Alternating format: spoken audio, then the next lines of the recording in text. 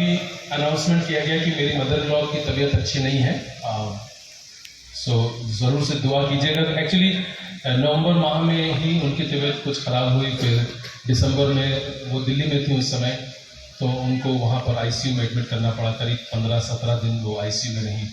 फिर 6 जनवरी को मैं उनको अपने पास वापस इलाहाबाद ले आया, और अभी जब मैं इधर आया तो कुछ उनकी तबीयत नासाज थी और थोड़ा उनकी परेशानी बढ़ गई है। सो दुआ कीजिएगा कि सब चीज़ें परमेश्वर के नियंत्रण में रहें, कोई चीज़ परमेश्वर के कंट्रोल के बाहर ना होने पाए। So that is what we are praying at the moment. Okay, so हम लोग अपने बाइबल अध्ययन के क्रम की ओर आगे बढ़ेंगे, और मैं उम्मीद करता हूं कि आप एक विद्यार्थी के सरीखा यहाँ पर बैठेंगे, और मैं कोशिश करूंगा कि जो बाइबल अध्ययन का क्रम हम लोगों ने कल शुरू किया था उसको एक कदम और आगे बढ़ाएंगे। कल हम लोगों ने पाप के बारे में कुछ बातों को गहनता के साथ और गंभीरता के साथ परमेश्वर के वचन से सुनने और सीखने का प्रयास किया था। Something about the whole doctrine of sin, पाप के बारे में।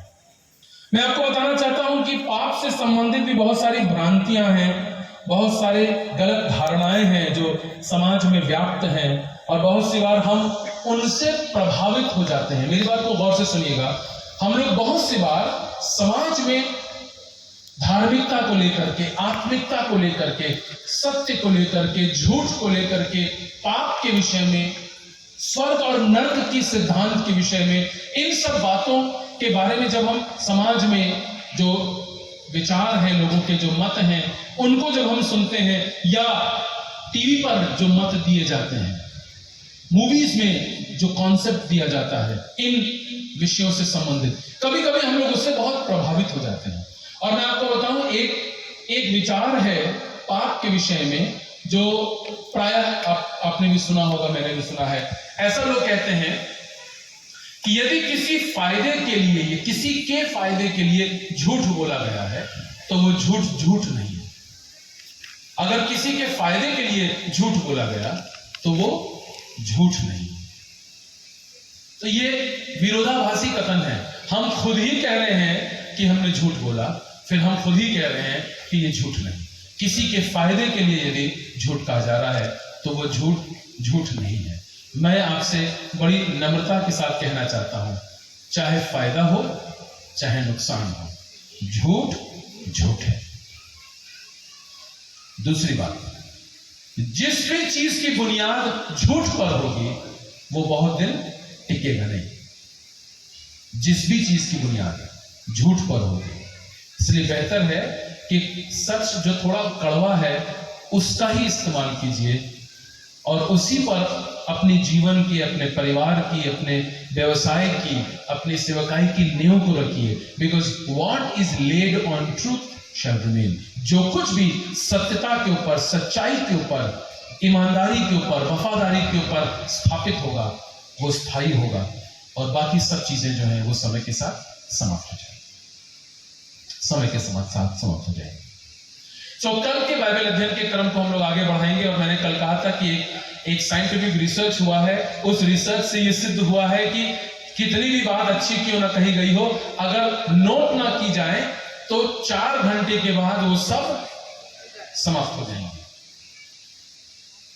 मैंने कल देखा था कि आप में से बहुत सारे लोगों ने नोट्स लिए थे। ये बहुत अच्छी बात है, it's a very good thing. अच्छी चीज है नोट्स लेना, और बल्कि एक अच्छी प्रैक्टिस तो ये होनी चाहिए कि जब भी आप किसी प्रेयर मीटिंग में जाते हैं, चर्च आराधना में जाते हैं, तो आपकी बाइबल के साथ आपकी एक नोट कॉपी होनी चाहिए, जिसमें आप वचन जब शेयर किया जाता है या गवाही दी जाती है या कोई गीत गाया जाता है, तो कभी कभी उस दौरान परमेश्वर कुछ बात करता है। संदेश के दौरान, गीतों के दौरान, गवाहियों के दौरान, प्रार्थना के दौरान गॉड स्पीक्स, और जब परमेश्वर आपसे बात करेगा आप उसको लिख लीजिए। या संदेश की, सरमन की कोई बड़ी अच्छी बात आपको लगी, उसको आप नोट कर सकते हैं, और फिर घर जाकर के जब आपको समय मिलता है तो आप उसको अध्ययन कर सकते हैं, पढ़ सकते हैं। और मैं आपको बताऊं, अगर आप प्रयास करेंगे, परमेश्वर आपके प्रयास को आशीषित करेंगे। God will bless what you are making efforts for. So प्रभु आपकी सहायता करे, और हम लोग आज इस बाइबल अध्ययन के क्रम में हम आगे बढ़ेंगे। और आज का जो विषय है, अध्ययन का जो विषय है वो है सैल्वेशन, उद्धार। और हम लोग जिस संदर्भ में रहते हैं उसमें, उस संदर्भ में उद्धार वर्ड के और भी दूसरे पर्याय हैं। मोक्ष शब्द का इस्तेमाल किया जाता है, कैवल्य शब्द का इस्तेमाल किया जाता है, योग वर्ड का इस्तेमाल किया जाता है, ये वो मुक्ति शब्द का इस्तेमाल किया जाता है, कल्याण शब्द का इस्तेमाल किया जाता है। ये सभी जो पर्यायवाची हैं, इन सब का भाव जो है वो इसी उद्धार शब्द से जुड़ा हुआ है, द वर्ड सैल्वेशन, और इसके बहुत सारे दूसरे पर्याय हैं। नाउ सैल्वेशन शब्द का मूल अर्थ क्या है? यदि आप बाइबल को, मसीहत को और आत्मिकता, धार्मिकता, अगर इस विषय से हट करके केवल उद्धार शब्द का क्या अर्थ है, इस अर्थ की ओर बढ़े तो उद्धार शब्द का अर्थ है बचा लिया जाना। उद्धार शब्द का अर्थ है बचा लिया जाना या छुड़ा लिया जाना, टू बी सेव्ड और टू बी डिलीवर्ड, बचा लिया जाना। भैया हमें बचा लिया गया, हमारा तो उद्धार हो गया, हमें बचा लिया गया, हमें छुड़ा लिया गया, हमारी संति किसी ने कुछ कर दिया, हम बच गए, हम बच गए। यह उद्धार शब्द का अर्थ है। उद्धार शब्द का एक अर्थ और भी है, और वो है किसी बहुत कठिन कार्य का सफलतापूर्वक पूर्ण हो जाना। जैसे हम लोग क्या यूपी में आमतौर से, पता नहीं छत्तीसगढ़ में क्या रिवाज है, लेकिन यूपी में जब किसी बिटिया की शादी होती है तो जब शादी सफलतापूर्वक संपन्न हो जाती है तो लड़की का बाप जो होता है कहता है भैया हमारा तो उद्धार हो गया। अर्थात एक कठिन काम, एक बड़ा काम सफलतापूर्वक समाप्त हो जाना। उद्धार इस संदर्भ में भी इस शब्द का इस्तेमाल किया जाता है, किसी कठिन काम का पूरा हो जाना। धर्म के संबंध में, रिलीजन के संबंध में, the word salvation means to be saved from death, eternal death. धर्म के संबंध में या धार्मिकता के संबंध में उद्धार शब्द का अर्थ है अनंत काल की मृत्यु से बचा लिया जाए। नाउ मैं थोड़े समय के लिए आपका ध्यान इस एक भाग के ऊपर खींचना चाहता हूं, यह जरूरी है, इसको समझिएगा। चाहे धर्म कोई भी हो, हमारे भारत देश के अंदर में बहुत सारे धर्म हैं और धर्मों का अध्ययन किया जाता है और धर्म के मानने वाले लोग हैं, बहुत सारे अलग अलग पंथ के मानने वाले लोग हैं। प्रत्येक धर्म में उद्धार शब्द का एकमात्र यही अर्थ है, अनंत मृत्यु से बच जाना। और लोग तमाम तरह के कर्मकांड करते हैं, तमाम तरह की रीति रिवाज, पूजा पाठ इत्यादि का अनुपालन सिर्फ इसलिए करते हैं कि किसी प्रकार से पाप से मुक्ति मिल जाए और अनंत मृत्यु से हम बच जाए। सब कुछ के पीछे जो कुल सार है वो यही है, salvation means to be saved from eternal death. और मसीह विश्वास में भी उद्धार शब्द का मूल अर्थ और मायने यही है कि हम अनंत मृत्यु से बचाए जाए। प्रश्न उठता है, प्रत्येक धर्म में मसीहत को उसमें शामिल करके उद्धार शब्द का यह अर्थ क्यों है? Why does the word salvation primarily mean to be saved from eternal death? क्यों इसका इस प्रकार का अर्थ निकाला गया है? और ये अर्थ जो है ये 2-4 साल में नहीं निकाला गया, ये अर्थ 200-400 सालों में निकाला गया है। एक बहुत लंबा समय गुजर गया जब लोगों ने अपने अनुभव, अपने ज्ञान, अपना जो उनको जो आकाशवाणी हुई और जो उन्होंने सीखा, जो उन्होंने देखा, जो उनके अपने व्यक्तिगत अनुभव है, उसके आधार पर लोगों ने इस प्रकार की परिभाषाओं का, इस प्रकार की सोच को आगे बढ़ाने का काम किया है। सो प्रश्न होता है कि उद्धार शब्द का प्रत्येक धर्म में, या यूं कह लीजिए ज्यादातर धर्मों में, ये मायने, ये अर्थ क्यों है कि उद्धार का मतलब अनंत मृत्यु से बच जाना? मैं आपको बता रहा हूं, और इसका जवाब बाइबल में है। अगर आप बाइबल का अध्ययन करेंगे तो आपको इस बात का उत्तर मिल जाएगा। ध्यान से सुनिएगा। परमेश्वर ने मनुष्य की रचना 2 कार्यों के लिए की थी। परमेश्वर ने मनुष्य की रचना 2 कार्यों के लिए की थी। उद्देश्य क्या था? पहला उद्देश्य था जीवन, दूसरा उद्देश्य था संगति, लाइफ एंड फेलोशिप। सो मनुष्य को क्यों रचा गया? ताकि उसको जीवन मिले और उसकी संगति हो, आपस में भी संगति और परमेश्वर के साथ भी संगति। ये दोनों संगति बहुत जरूरी है। मैं जो लोग नोट्स लिख रहे हैं, मैं चाहूंगा बस 1 मिनट के लिए आप मेरी बात को सुन लीजिए, फिर then you can be the good student that you are. ध्यान से सुनिएगा। आपस की संगति, परमेश्वर के साथ संगति। बहुत सी बार हम परमेश्वर के साथ संगति करने का तो दावा करते हैं, लेकिन जो भाई बगल में बैठा हुआ है उससे सलाम दुआ नहीं करते। जो बड़ा भाई और जो छोटा भाई और जो भाभी और जो चाची और जो बुआ घर में रहती हैं, उनकी ओर हम प्यार से देख नहीं सकते हैं और बाइबल लेकर के चर्च जाते हैं आराधना करने के लिए। इससे बड़ा ढोंग मसीह विश्वास में देखने को नहीं मिलेगा। प्रभु यीशु मसीह ने अपने चेलों से कहा, जिस भाई को तुम रोज देखते हो उससे प्रेम करते नहीं, और जिस ईश्वर को तुमने कभी देखा नहीं उसको प्रेम करने का दावा करते हो। You claim to love God who you have never seen, yet not love the brother who lives next to you. क्या ढोंग है साहब। पढ़िएगा, लिखा हुआ सुसमाचारों में, जब तुम प्रभु की वेदी के पास आओ और यदि तुम्हारे भाई के साथ संबंध ठीक ना हो तो पहले उसको, क्या कह रहा है वचन? वचन ये कह रहा है कि यहां पर ये ढोंग मत करो। जिस भाई के साथ रहते हो, जिस बाप माँ के साथ रहते हो, जिस पत्नी के साथ रहते हो, जिन बच्चों के साथ रहते हो, जिन लोगों के साथ रहते हो, जिस कलीसिया में रहते हो, पहले जाओ वहां संबंध को ठीक करो। Listen carefully. मनुष्यों के साथ आपके संबंध में परमेश्वर के साथ आपके संबंध का प्रमाण मिलता है। Your proof of relationship to God is visible in your relationship with people. जिन लोगों के साथ आप रहते हैं, इस संबंध में आपके परमेश्वर के साथ संबंध का प्रमाण है कि तुम परमेश्वर से प्रेम करते हो, मनुष्यों से भी प्रेम करो। मनुष्यों के साथ आपका व्यवहार, मनुष्यों के साथ आपका प्रेम, मनुष्यों के प्रति आपकी भावनाएं, मनुष्यों को दी जाने वाली आपकी ओर से माफी, ये आपके परमेश्वर के साथ संबंध को दर्शाता है। इसीलिए यदि हम ये वाले संबंध का दावा करते हैं और उसका प्रमाण यहां नहीं दिखाई देता है, तो इस वाले संबंध पर पूर्ण क्वेश्चन मार्क है, complete question on your relationship with God.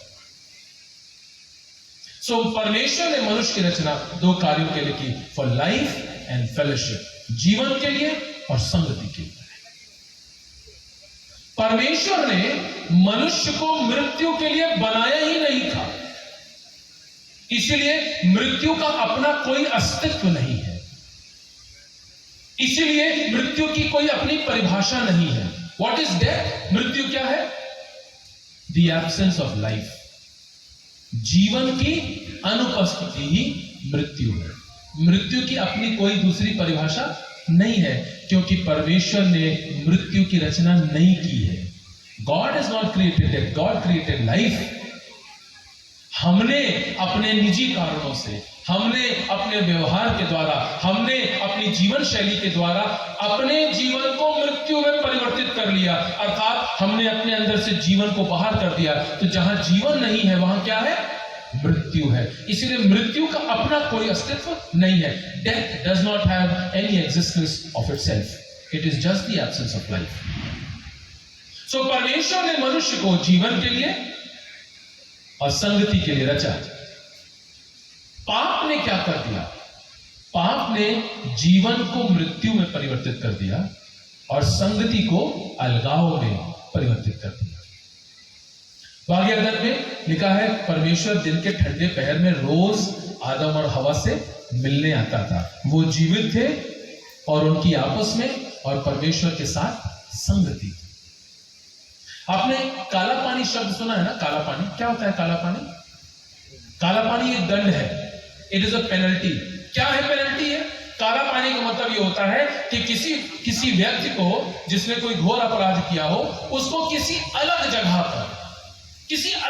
पर अकेले बंद कमरे में छोड़ दिया जाए। दूर से लगाइए जी, दूर से रखिएगा तो इस माइक में बहुत तेज उसकी आवाज आ जाएगी। अगर ये धीरे ही रहे तो अच्छा, अगर इसमें रेगुलेटर है तो देख लीजिएगा, अगर धीरे हो सके। नहीं,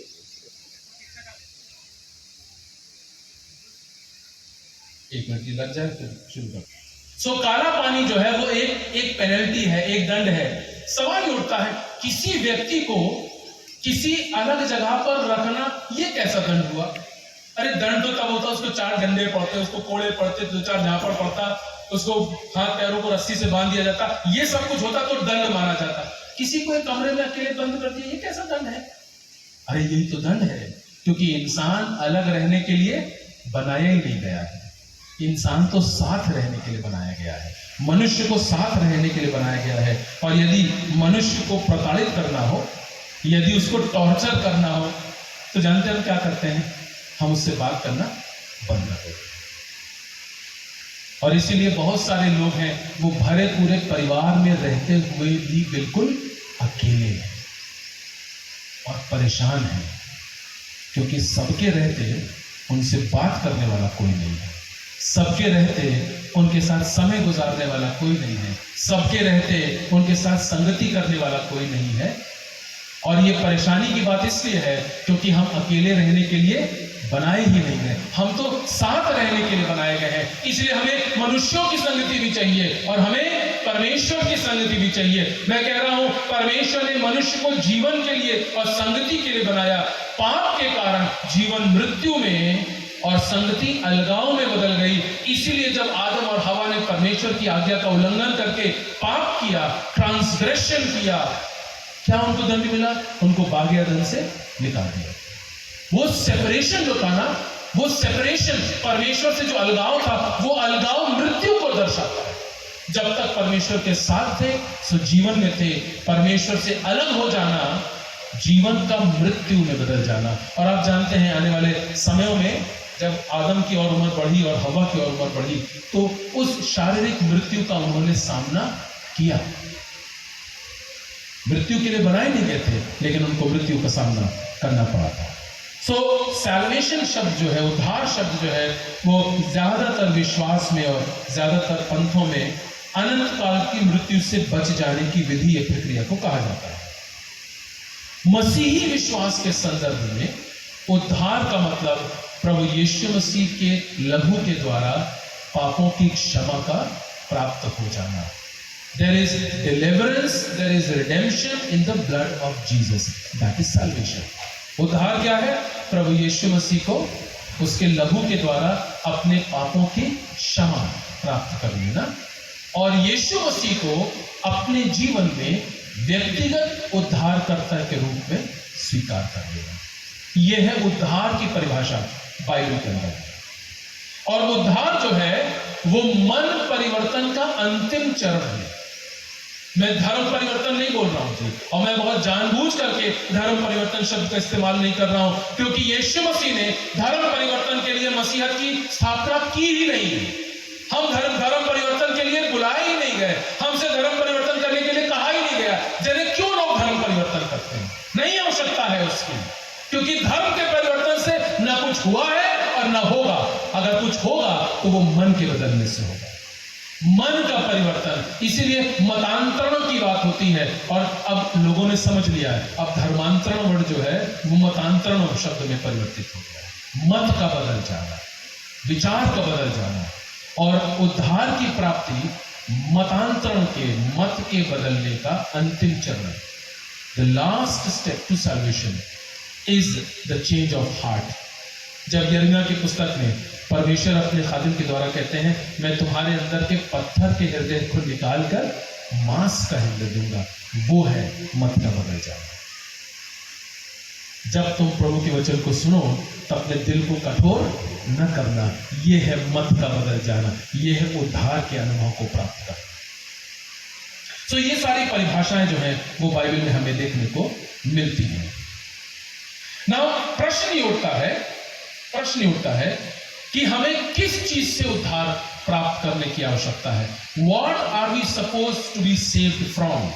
किस चीज से हमें उद्धार प्राप्त करने की आवश्यकता है? और इस प्रश्न का उत्तर जानने के लिए हमें उस स्थान पर और उस समय पर जाना होगा जिसमें मनुष्य की सृष्टि हुई थी, मानव की सृष्टि हुई थी। उस समय और काल में हमको जाना होगा। मेरे साथ निकालिएगा उत्पत्ति की पुस्तक, उसका 2 अध्याय और उसका 7वां पद, जेनेसिस चैप्टर 2 एंड वर्स 7। तब यहोवा परमेश्वर ने जी, तब यहोवा परमेश्वर ने आदम को भूमि की मिट्टी से रचा आदम को भूमि की मिट्टी से रचा और उसके नथनों में जीवन का श्वास फूंक दिया। और उसके नथनों में परमेश्वर ने जीवन का श्वास फूंक दिया। अर्थात जो श्वास आप और मैं लेते हैं, जिसके द्वारा हमें जीवन मिलता है, वो श्वास परमेश्वर ने हमारे नथनों में फूंका था। अर्थात परमेश्वर ने बाग अदन में जब आदम की रचना करी तो उसके अंदर जीवन डाल दिया, जिसके कारण आदम एक जीवित व्यक्ति बन गया।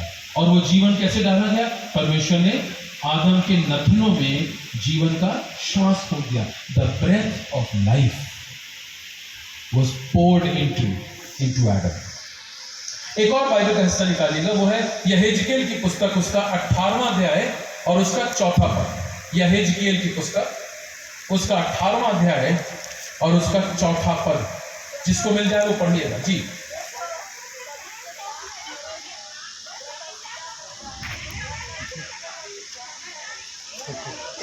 तो एक में पढ़े जी, बहुत अच्छा, बहुत बहुत धन्यवाद। मेरे पास अंग्रेजी में लिखा हुआ है, मैं उसको इंग्लिश में पढ़ देता हूँ। Letter the prophet Ezekiel noted that all living souls belong to God, behold all souls are mine, and the word says that the soul that sins shall die. जो आत्मा पाप करेगी वो मृत्यु को प्राप्त हो जाएगी। ये यहेजकेल की पुस्तक उसके 18वें अध्याय और उसके 4थे पद में लिखा है। और यही बात 20वें पद में भी दोहराई गई है, that the soul who sins will die. जो आत्मा, जो व्यक्ति पाप करेगा वो मृत्यु को प्राप्त हो जाएगा। अर्थात पहले भाग में, पहले हिस्से में जो हमने पढ़ा वो ये था कि परमेश्वर ने आदम के अंदर जीवन का श्वास फूंक दिया और व्यक्ति जीवित हो गया। पाप के कारण वो जीवन मृत्यु में बदल गया। इसीलिए यहेजकेल कहता है कि जो पाप करेगा सो मृत्यु को प्राप्त हो जाएगा। सो पाप जो है वो मृत्यु का कारण बन जाती है। रोमियो की पुस्तक उसका 6वां अध्याय और उसका 12वां पद यहाँ पर इस प्रकार से लिखा है कि मनुष्य का जीवन जो है वो नश्वर है, मॉर्टल, नश्वर, अर्थात जो नाश हो सकता हो, अमर नहीं, नश्वर। ह्यूमन लाइफ इज मॉर्टल, खत्म हो जाएगी। एक समय काल खंड के बाद मानव का जीवन समाप्त हो जाएगा। ये बात रोमियो की पुस्तक में लिखी है।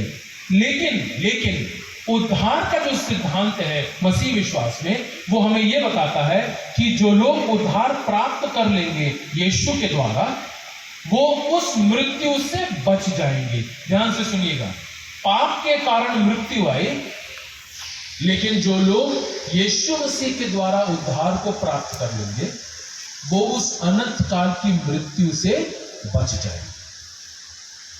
मैं कह रहा हूं अनंत काल की मृत्यु से बच जाएंगे। ये देह तो समाप्त हो ही जाएगी।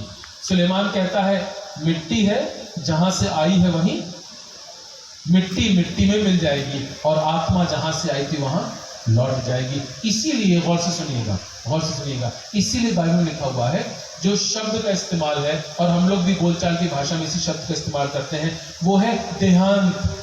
देहांत का मतलब देह का अंत होना, क्योंकि आत्मा मरने के लिए बनाई ही नहीं गई। अब प्रश्न उठता है, यदि आत्मा मरने के लिए नहीं बनाई गई है तो जो हम लोग हैं, हम क्या है, देह है कि आत्मा है? इसका उत्तर भी बाइबल में मिलता है। लिखा हुआ है यूहन्ना की पुस्तक इसके 4 अध्याय 24वें पद में, परमेश्वर आत्मा है, परमेश्वर आत्मा है। और उत्पत्ति की पुस्तक 3 अध्याय में परमेश्वर ने कहा, आओ हम मनुष्य को अपने स्वरूप, अपनी समानता में बनाए। गौर से सुनिए, सो यदि परमेश्वर आत्मा है तो हम क्या है? हम भी आत्मा है। हम एक आत्मा है जिसके पास एक प्राण है जो एक देह में निवास करता है।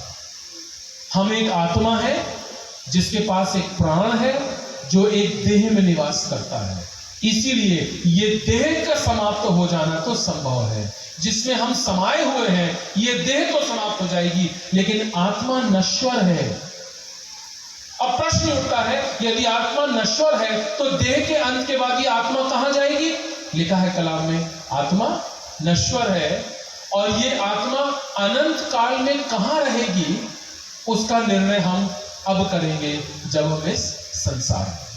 कल मैंने इस बात का जिक्र किया था। दाऊद कहता है जब मैं कब्र में चला जाऊंगा तब मेरे लहू से क्या लाभ। लहू शब्द वहां पर जो इस्तेमाल किया गया है, the word blood that is used there is basically indicating soul that gives life. प्राण है वहां, प्राण पखेरु उड़ जाना, सुना है ना, प्राण पखेरु उड़ गए, देह का अंत हो गया, देहांत है। बाइबल में लिखा हुआ है जब कोई विश्वासी पृथ्वी पर अपनी आंख बंद करता है तो स्वर्ग में उसकी आंख खुल जाती है। जानते हैं क्यों? क्योंकि पृथ्वी पर तो केवल देह है, आत्मा जहां से आई थी वहीं लौट जाती है। अब सवाल ये उठता है, आप और मैं अनंत काल का जीवन कहां बिताना चाहते हैं? इसको ध्यान से सुनिएगा। आत्मा मरेगी कभी नहीं, क्योंकि आत्मा मृत्यु के लिए रची नहीं गई है। आत्मा जीवित रहेगी। कहां रहेगी ये निर्णय हम लेंगे। यदि इस जीवन में रहते हुए हमें उद्धार का अनुभव प्राप्त हो गया और हमने अपना जीवन यीशु मसीह को सौंप दिया, उसको अपने जीवन में उद्धारकर्ता के रूप में स्वीकार कर लिया, तो हम परमेश्वर की उपस्थिति में अनंत काल का जीवन व्यतीत करेंगे। हमारी आत्मा कहाँ जाएगी? परमेश्वर की उपस्थिति में चली जाएगी। और यदि हमने अपने जीवन को प्रभु को नहीं सौंपा और इस देह के अंत होने से पहले हमने उद्धार का अनुभव प्राप्त नहीं किया, पाप क्षमा का अनुभव प्राप्त नहीं किया, यीशु को अपने जीवन में व्यक्तिगत उद्धारकर्ता के रूप में स्वीकार नहीं किया, तो आत्मा तो नहीं मरेगी, परमेश्वर के समीप नहीं जाएगी। लिखा हुआ है, एक स्थान है जिसके विषय में लिखा है, वहां रोना और दांतों का पीसना है। और ये कहानियां नहीं है जी, ये कहानियां नहीं है। आप सुन लीजिएगा।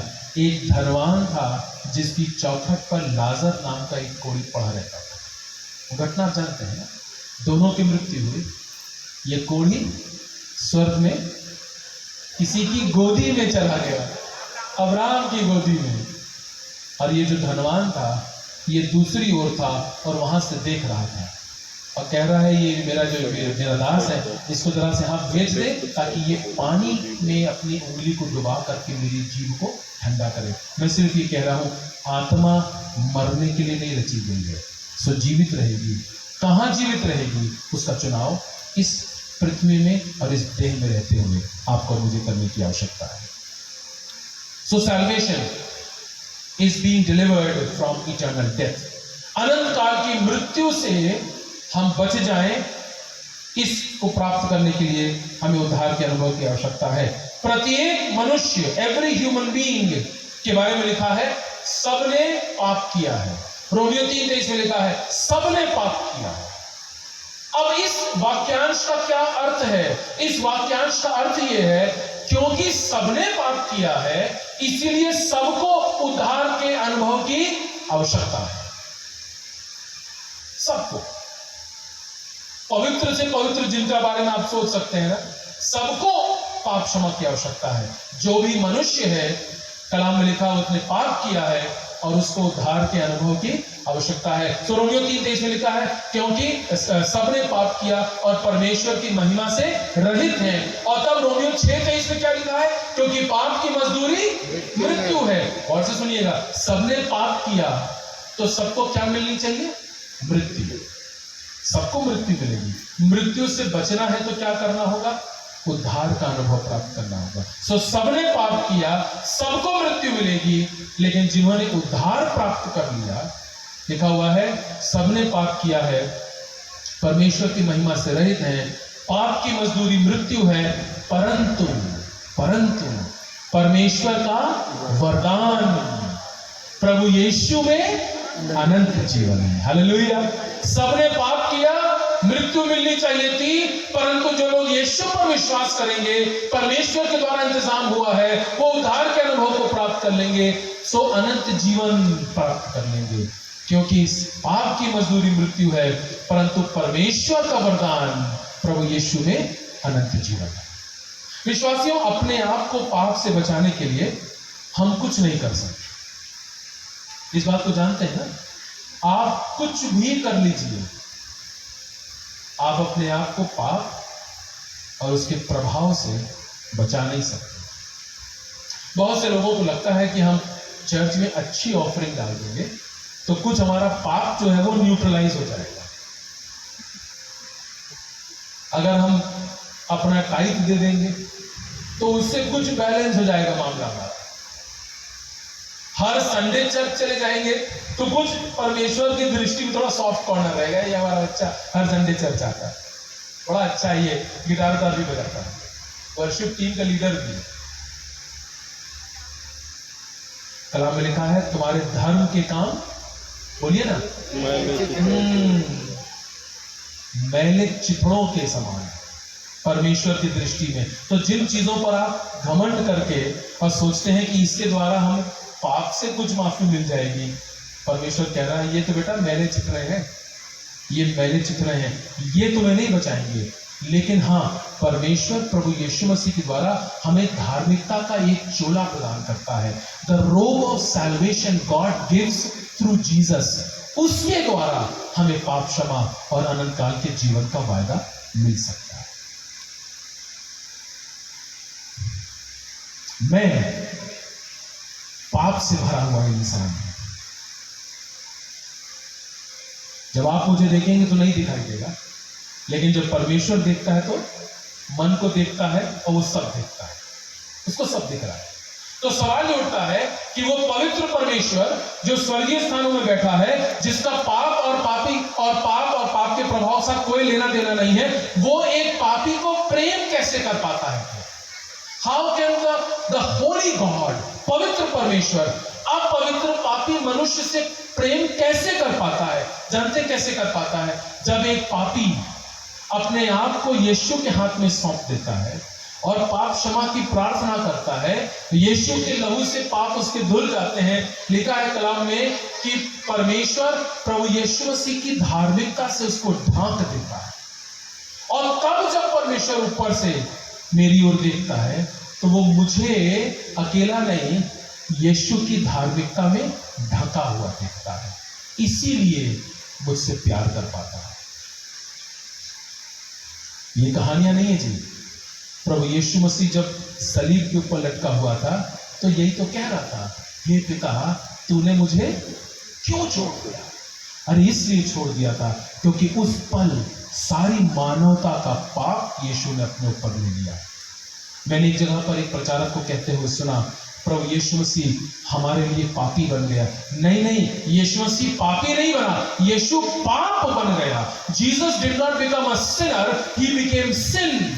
और लिखा हुआ है कलाम में, इब्रानी की पुस्तक 3 अध्याय 5वें पद में, वो हर प्रकार से परखा तो गया परंतु निष्पाप निकला। Jesus was tested in every manner yet found without sin। वो पापी नहीं बना, वो पाप बन गया। और उस दिन जब सलीब पर यीशु लटका हुआ था, परमेश्वर यीशु की ओर देखा, पाप से ढका हुआ पाया और यीशु कह रहा है, मेरे पिता तूने मुझे क्यों छोड़ दिया? तो जब परमेश्वर अपने इकलौते पुत्र को त्याग सकता है पाप के कारण, तो आपको और मुझे वो क्यों प्रेम करेगा? वो इसलिए प्रेम करेगा क्योंकि यदि हम गुनाहों की माफी मांग लें और यीशु के लहू के द्वारा धुल जाएं, शुद्ध हो जाएं, तो हम यीशु की धार्मिकता से ढक जाते हैं। We are covered in the righteousness of Jesus।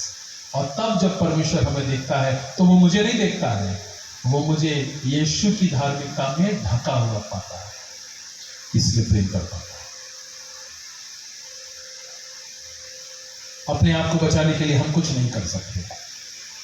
लूका की इंजील उसके 19वें अध्याय और उसके 10वें पद में एक घटना का जिक्र है। आप जानते हो पूरी घटना, उसका जिक्र मैंने कल शाम को किया था। जक्कई की घटना है और उस पूरी घटनाक्रम के समाप्त होने के बाद लूका की इंजील 19वें अध्याय के 10वें पद में प्रभु यीशु मसीह कहते हैं, क्योंकि मनुष्य का पुत्र इस संसार में खोए हुओं को ढूंढने और उनका उद्धार करने को आया। यह है प्रभु यीशु के संसार में आने का उद्देश्य, to seek and save the lost. जो खोए हुए हैं, जो भटके हुए हैं, जो पाप में पड़े हैं, जो मृत्यु की ओर बढ़ रहे हैं, उन्हें बचाने के लिए परमेश्वर ने यीशु को इस संसार में भेज दिया।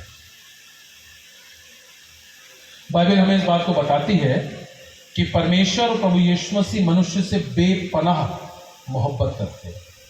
बेपनाह मोहब्बत, इमेंस लव, इमेंस लव। और इसीलिए हमें बचाने के लिए परमेश्वर ने बहुत सारे इंतजाम किए। मैं 10 मिनट और लूंगा और आज के इस बाइबल अध्ययन को मैं यहीं पर के समाप्त करूंगा।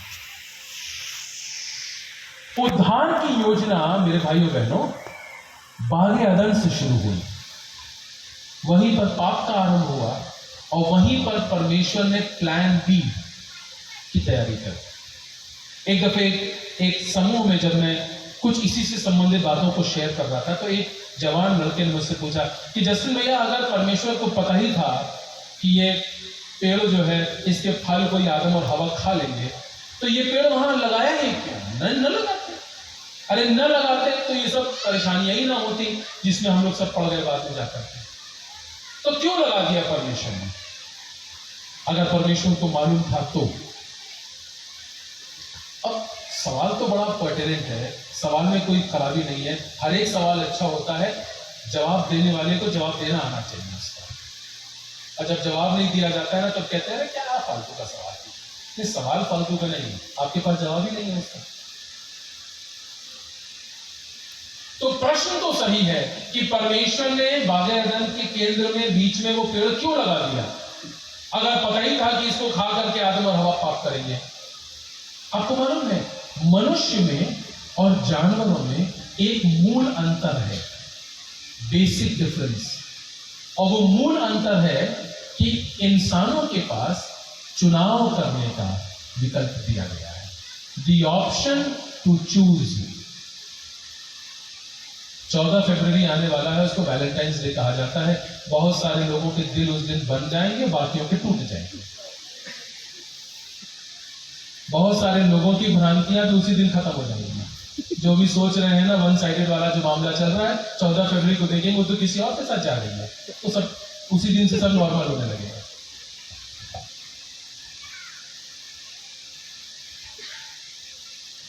प्रेम, प्यार और आज्ञाकारिता, ये दोनों चुनाव की बातें हैं। Love and obedience are a matter of choice.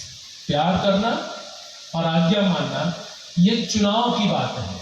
अगर आपने किसी की गर्दन दबा करके वो कहा मुझसे प्यार करो, तो वो प्यार करने का ढोंग तो कर सकता है, मगर असली में प्यार होगा नहीं होगा।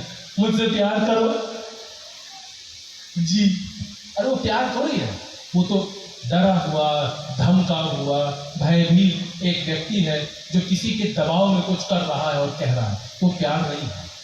प्यार तो तब है, सुनिएगा गौर से, जब प्यार न करने का भी विकल्प हो और तब भी आप प्यार करें, तब प्यार है। जब प्यार न करने का विकल्प हो और तब भी आप प्यार करें, तब प्यार हुआ। अगर अनाज्ञाकारी होने का विकल्प है और तब भी आप आज्ञाकारी होते हैं, तब आज्ञाकारिता हुई। किसी की गर्दन दबा करके अपनी बात मनवा लेना, वो आज्ञाकारिता थोड़ी होती है, वो आज्ञाकारिता नहीं है, वो तो बॉसिज्म है। बहुत सारे हस्बैंड्स घर में ऐसे ही करते हैं, बहुत सारी वाइफ्स भी ऐसे ही करती हैं, ऑफिसेज में बॉसेस यही किया करते हैं। वो आज्ञाकारिता नहीं है। जब आप अपने बॉस की बात सुनते हैं, वो ओबीडियंस नहीं है, वो आपका काम है जिसको आप करते हैं। नहीं करेंगे तो दंड मिलेगा, तनख्वाह कटेगी, इत्यादि इत्यादि। सो प्यार और आज्ञाकारिता चुनाव की बात नहीं, आपका चॉइस है। वहां पर उस दिन बागे अदन के केंद्र में जो पेड़ लगाया गया था, उस पेड़ का जो फल था उसको खाने या न खाने का चुनाव परमेश्वर ने मनुष्य को सौंप दिया कि बेटा अगर मुझसे प्यार करते हो तो मेरी बात सुन लो, नहीं करते हो तो नहीं सुनोगे। और मनुष्य ने अपने चुनाव के द्वारा इस बात को बता दिया कि परमेश्वर से न प्यार है न उस पर विश्वास। और केवल आदम और हवा ने नहीं, हम भी यही करते हैं। न प्रभु तुझसे प्यार है और ना तुझ पर भरोसा और विश्वास है। हम गाते तो हैं सब मैं देता हूं, मगर सब देते नहीं, ना प्यार देते हैं ना भरोसा देते हैं। बाकी और चीजों को हम दे ही कह सकते हैं, जो कुछ हमारे पास है उसी का तो दिया हुआ है, क्या उसको दे देंगे हम। आप सोचते हैं 500 रुपए का नोट ऑफरिंग बैग में डाल देंगे तो बड़ा कमाल कर दिया आपने। वो जो आपकी जेब में पहुंचा था ना, वो परमेश्वर ने डाला था, आप उसी को उसका लौटाते हैं बेसिकली। अगर देते हैं तो कोई बड़ा काम नहीं करते। तो जवान को ये बताना पड़ा कि बेटा चुनाव तुम्हारे जीवन में जब आएगा ना, उससे मालूम पड़ेगा कि तुम परमेश्वर से प्रेम करते हो या नहीं करते।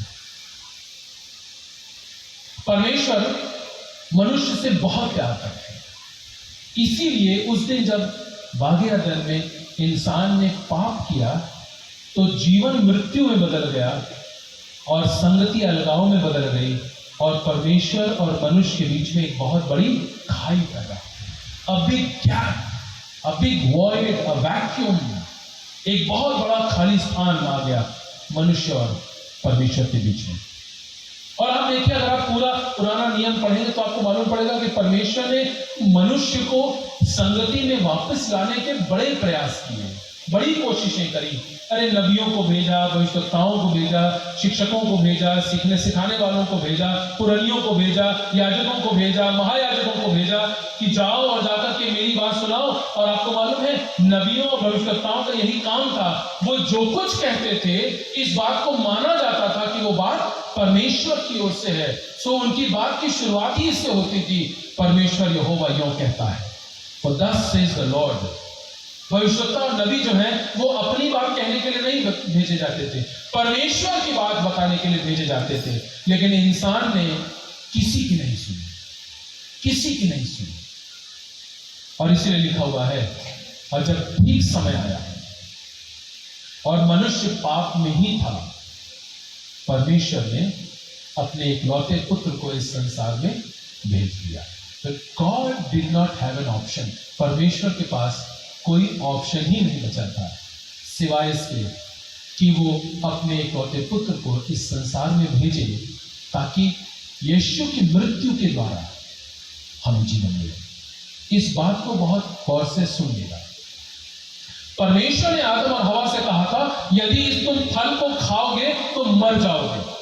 और मैंने कल इस बात को बताया था कि जिस प्रकार से जीवन एक वायदा है, मृत्यु भी वायदा है। परमेश्वर ने जीवन का वायदा किया तो जीवन मिलेगा, और उस दिन ये वो कहा था कि यदि इस फल को खाओगे तो मर जाओगे। मृत्यु भी एक वायदा है। और जब आदम और हवा ने उस फल को खाया तो परमेश्वर को उनके जीवन में मृत्यु के वायदे को पूरा करना ही था, क्योंकि परमेश्वर जो वायदे करता है वो उनको पूरा भी करता है। तो अगर मृत्यु का वायदा किया तो मृत्यु देंगे। लेकिन क्योंकि परमेश्वर मनुष्य से प्रेम करते हैं और जीवन के लिए बनाया और संगति के लिए बनाया, इसीलिए उसको मृत्यु देने का कार्य परमेश्वर ने नहीं किया। जो मृत्यु मनुष्य को मिलनी थी, जो मृत्यु आपको और मुझे मिलनी थी, परमेश्वर ने वो मृत्यु हमसे लेकर के यीशु को सौंप दी और अपनी व्यवस्था को पूरा कर दिया। God remained a just God and God remained a loving God. परमेश्वर प्रेमी भी बना रहा, उसने अपना प्रेम हम पर प्रकट किया, हमें मृत्यु से बचा लिया। कैसे? उस मृत्यु को जो हमें मिलना चाहिए था वो यीशु को सौंप दिया। और यूहन्ना 3:16 में लिखा है, जो कोई यीशु पर विश्वास करेगा वो नाश नहीं होगा परंतु अनंत जीवन पाएगा। हम प्रभु यीशु पर विश्वास करने के द्वारा मृत्यु से बच करके जीवन में प्रवेश करते हैं। यीशु मसीह आपकी और मेरी मृत्यु को अपने ऊपर लेकर के सलीब के ऊपर चढ़ गया, क्रूस के ऊपर चढ़ गया। तो मैंने कहा कि परमेश्वर ने बहुत प्रयास किए कि किसी प्रकार से मनुष्य को वो पाप क्षमा मिल जाए, वो ठीक हो जाए, वो रास्ते पर वापस आ जाए, वो उद्धार का अनुभव प्राप्त हो जाए। लेकिन इंसान ने किसी की नहीं सुनी। और तब लिखा है बाइबल में कि ठीक समय पर परमेश्वर ने अपने पुत्र को इस संसार में भेज दिया ताकि उसकी मृत्यु के द्वारा हमें जीवन मिल जाए। अब अगर आप यहूदी प्रथा को समझेंगे तो यहूदी प्रथा में लिखा हुआ है कलाम में, अगर आप पढ़िएगा इब्रानियों की पुस्तक उसके 9वें अध्याय उसके 22वें पद में लिखा है कि प्रायः सब चीजें लहू के द्वारा शुद्ध की जाती है। किसके द्वारा? लहू के द्वारा। और बिना लहू बहाए पाप क्षमा संभव नहीं है। There is no forgiveness of sin without the shedding of blood. So प्रायः सब वस्तुएं लहू के द्वारा शुद्ध की जाती हैं और बिना लहू के बहाए पापों की क्षमा संभव नहीं है। और प्रश्न ही उठता है, और यही बात इब्रानियों की पुस्तक 10वें अध्याय उसके 4 पद में लिखी है, तो क्या ऐसा हो सकता है कि बैलों और बकरों का लहू मनुष्य को उसके पापों से बचा सके? क्योंकि यही तो रिवाज था, यही तो प्रथा थी कि जब भी यहूदी लोग मंदिर में आराधना के लिए आया करते थे तो वो अपने साथ बलिदान करने के लिए एक जानवर लाया करते। ये व्यवस्था किसने तैयार की थी? मनुष्य ने ये व्यवस्था तैयार की थी कि जब तुम आओगे तो तमाम प्रकार की बलियों का जिक्र है, होम बलि, अन्न बलि, मेल बलि और तमाम और प्रकार के, so many different types of sacrifices. और उन्हीं बलियों में से एक था कि एक बलिदान के लिए जानवर लाया जाता था और उसका बलिदान किया जाता था और उस लहू को बहाया जाता था और छिड़का जाता था। और ये जो बलिदान के जानवर थे, ये बलिदान प्रभु यीशु मसीह के उस महाबलिदान का परिचायक थे। They were only the smaller manifestations of that great sacrifice जो होने वाला था। गौर कीजिएगा, इसीलिए जब यूहन्ना बपतिस्मा देने वाले ने प्रभु यीशु मसीह को अपनी ओर आते हुए देखा था, तो यूहन्ना की इंजील उसके पहले अध्याय और उसके 29वें पद में यूहन्ना बपतिस्मा देने वाले ने यीशु की ओर देखा और पुकार करके कहा, देखो ये परमेश्वर का मेमना है जो जगत के पाप उठा ले जाता है। यूहन्ना बपतिस्मा देने वाला क्या कह रहा है? वो ये कह रहा है कि अब तक जो मेमने तुमने बलिदान के लिए चढ़ाए थे, ये मेमनों से तुम्हें पाप क्षमा मिलने की संभावना नहीं है। यही बात इब्रानी 10:4 में लिखा है कि हो नहीं सकता कि बैलों और बकरों का लहू मनुष्य को उसके पापों से छुटकारा दे सके। तो सवाल ये उठता है, यदि लहू के बहाए जाने के बगैर पाप क्षमा संभव नहीं है और जानवर के लहू से हमें पाप क्षमा मिल नहीं सकती, तो किसके लहू के द्वारा हमें पाप क्षमा मिलेगी? और इस प्रश्न का उत्तर भी बाइबल में मिलता है। इफिसियों की पत्री उसका 1 अध्याय और उसके 7वें पद में पौलुस इफिसुस की कलीसिया को लिखते हुए कहते हैं, और उसमें अर्थात प्रभु यीशु मसीह के द्वारा उद्धार का अनुभव उसके लहू के बहाए जाने के द्वारा प्राप्त होता है। We receive the gift of eternal life and salvation through the shed blood of Jesus. दिल के दाग को धोवे कौन? लहू जो कि क्रूस से जाए। क्या तुम यीशु पास गए कि दिल हो रे साफ? क्या तुम सोते में साफ हुए? वो सोता प्रभु यीशु मसीह के बदन से निकला हुआ लहू मनुष्य को उसके पापों से बचाने के लिए पर्याप्त था। सो पाप के कारण मनुष्य और परमेश्वर के बीच में एक अलगाव हो गया। परमेश्वर ने अपने एकलौते पुत्र यीशु को इस संसार में भेजा ताकि उसके लहू के बहाए जाने के द्वारा पाप हटाया जा सके। और जब पाप हटेगा तब परमेश्वर और मनुष्य फिर से एक हो पाएंगे, उनकी संगति हो पाएगी, उनका मेल मिलाप हो पाएगा। और इस बात का जिक्र बाइबल में प्रभु यीशु मसीह ने मत्ती की इंजील उसके 5वें अध्याय में धन्यवादियों में कहा है, धन्य हो तुम जो मेल मिलाप कराते हो, तुम परमेश्वर के पुत्र कहलाते। You will be called sons of God if you have the ministry of reconciliation. मेल मिलाप की सेवा है।